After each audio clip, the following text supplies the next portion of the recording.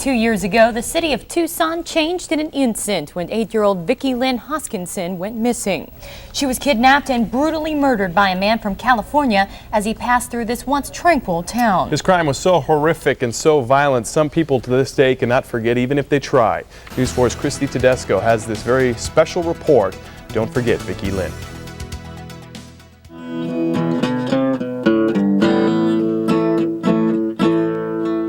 September 17th, 1984. And the bike was lying there in the middle of the road. She asked me for a quarter to buy a stamp. Vicki just the FBI. You live with it every day.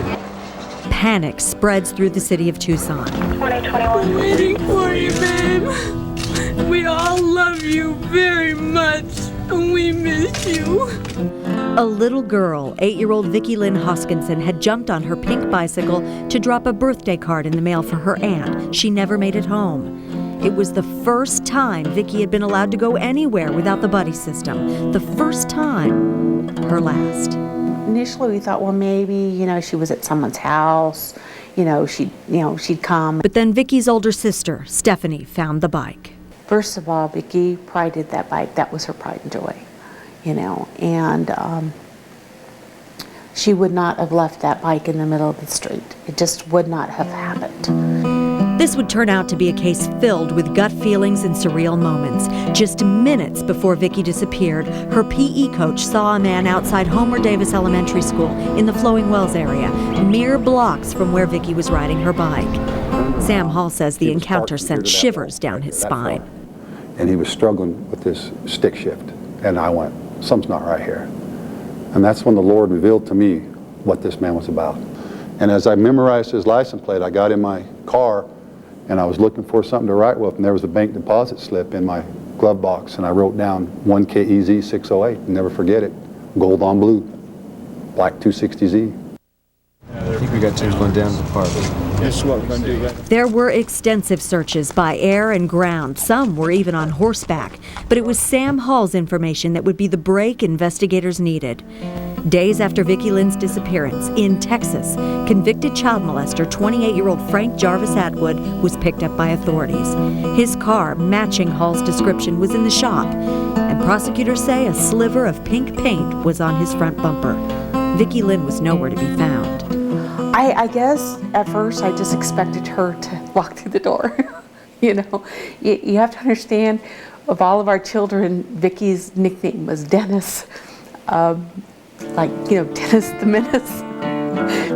Perhaps that's why the case affected so many people, prompting intense news coverage, hand-drawn pictures and letters from children all over the city and country. There were even mailings from overseas.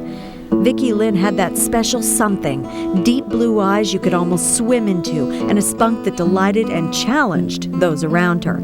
She wasn't just any girl. She could give you a smile that would just melt your heart, and yet if she was in a game, dodgeball, kickball, any game we're playing in PE, if there was a guy, a girl, or the junkyard dog out there, she was going to scrap. If you had someplace special to go, you didn't get her dressed till right before you're going to leave, because you'd have 2 or 3 wardrobe changes before, because she was just, if there was a puddle, she'd be in it. It was as if everyone's daughter was Vicki Lynne, targeted and taken. The pink bicycle she got Christmas morning, all that remained. To this day, there are boxes and boxes of evidence locked up in downtown Tucson, evidence that decades ago proved a case against Frank Atwood. I'm telling you from my heart, I'm innocent of this crime. Atwood says he didn't do it, that he was in the wrong place at the wrong time. But in jail, years ago, another inmate claimed Atwood confessed to him raw details of the killing, of sexually assaulting and stabbing 8-year-old Vicki Lynne to death. Before she went down, she looked up at him and said, "I knew it." Those were the last words that she ever said.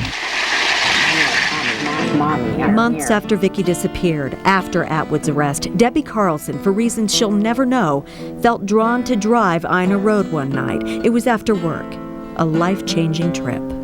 The further I got down here on Ina Road, the emotions were stronger and stronger, and then I started hearing this voice, "Mommy, I'm here. Mommy, I'm here." Debbie just knew she was there and that Vicki's voice had guided her, but a search revealed nothing. It would turn out months later Debbie was right. She was there. Almost 7 months after Vicki disappeared, her remains were found here on the far west end of Ina, scattered on both sides of the road. Investigators were only able to find 1/3 of her bones, enough to fill a small box, which means much of her is still out here. Vicki's skull was found in the desert south of Ina, April 12, 1985. Other bones, including her lower jaw, were north of the road under some brush.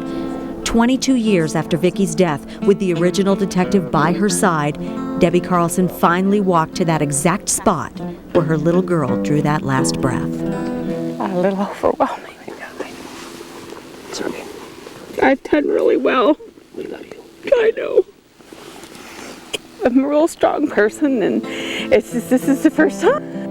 There is closure in the sense that Vicki's remains were found, the suspected killer was convicted, but this case still has wide open wounds. Frank Atwood is still alive, and longtime members of the community still feel vulnerable. It has to make us aware that this stuff is going on, to be alert, to try to teach our children what to look for. For years, Vicki's mom blamed herself for letting the child go off on her own that September day. There was a time Debbie Carlson didn't want to live. Until one night, she says, Vicki came to her. Oh, I want to say it was probably a couple years afterwards that I heard the pitter-patter of her feet. And I woke up and I looked, and she was standing at the foot of our bed.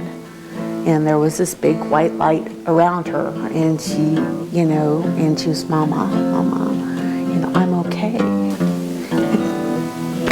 That was turning point for me. The music you heard in that report was written by a local musician just for Vicki Lynne. Jim Cox was a student at Tucson High when she disappeared. Now we can tell you that Frank Jarvis Atwood just had a small victory in the courts. With his case stalled the last several years at the federal level, the Ninth Circuit Court of Appeals has sent it back to the state for a few points to be considered. Atwood says he has new proof of his innocence, and he also says time is of the essence because he has fallen ill. We'll tell you more about all of that tonight, but today, don't forget Vicki Lynne.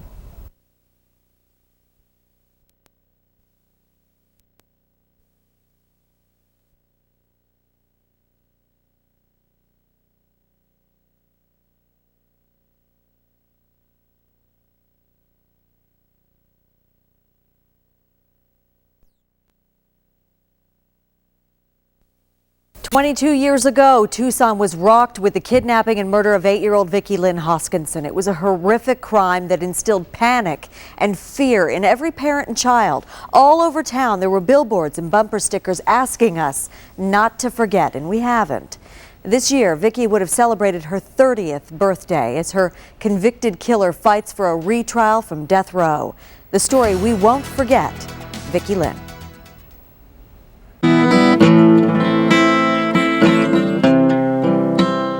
And I used to call them wisdom eyes, because when you looked into her eyes, there was such depth that it's like you could see forever.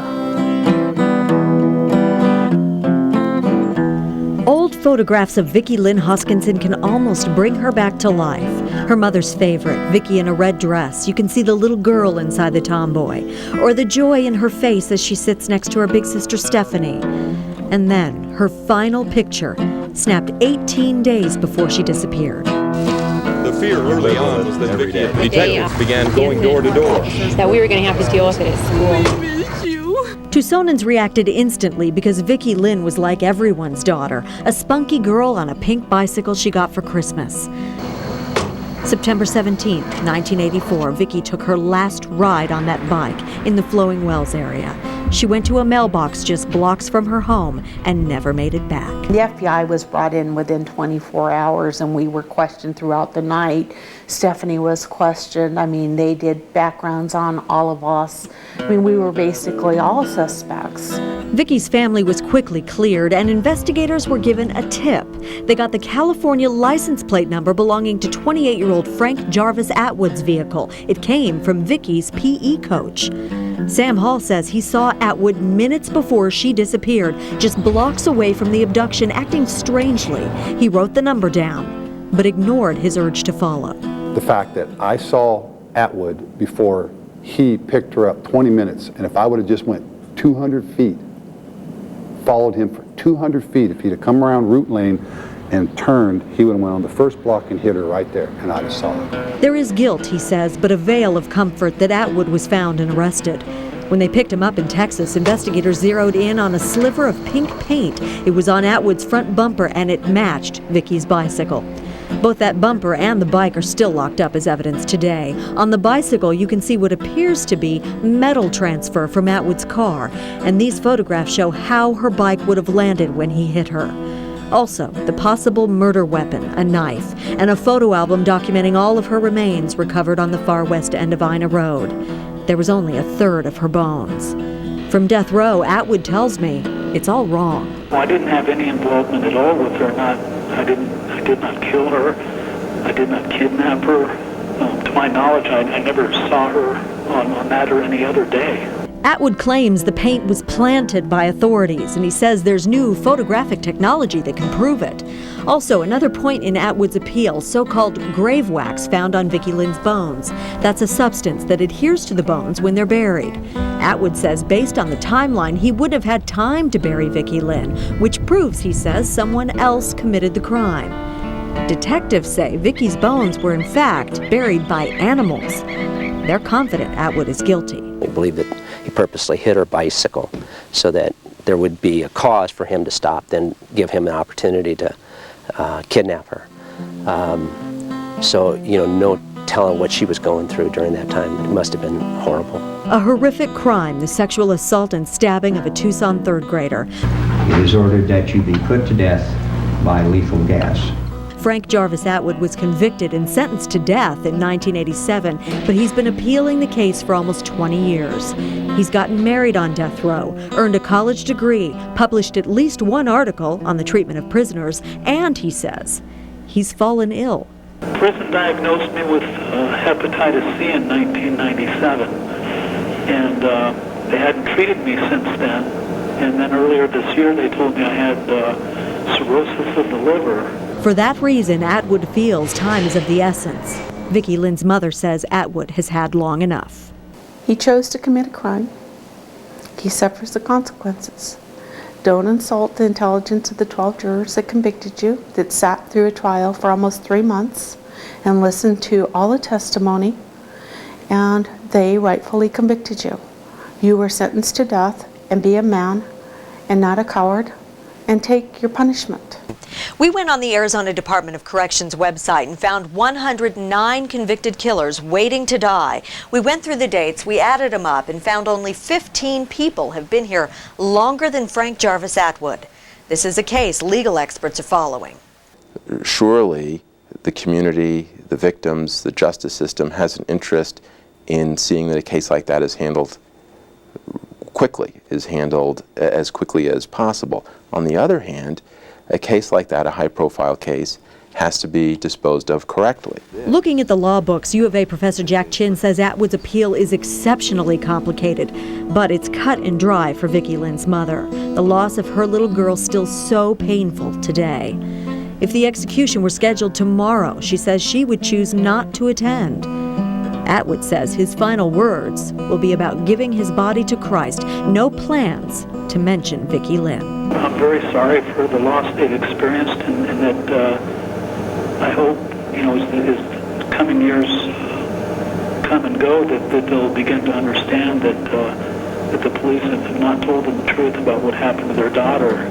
He'll get his. The world is round. What goes around comes around. And if it's not in this life, it'll be when he leaves this earth. It's when real justice will happen to him. The horrific, horrible feelings I felt are unexplainable, that someone like him would have even touched my daughter. So, almost 20 years after justice was ordered for Vicki Lynne, it is still waiting to be served. Atwood's case just sent back to the state, the Federal Court of Appeals, once his claims investigated that the paint was planted and that someone else killed Vicki Lynne before burying her. There is the possibility he could get a new trial. We'll keep you updated. In the meantime, don't forget Vicki Lynne. Yeah.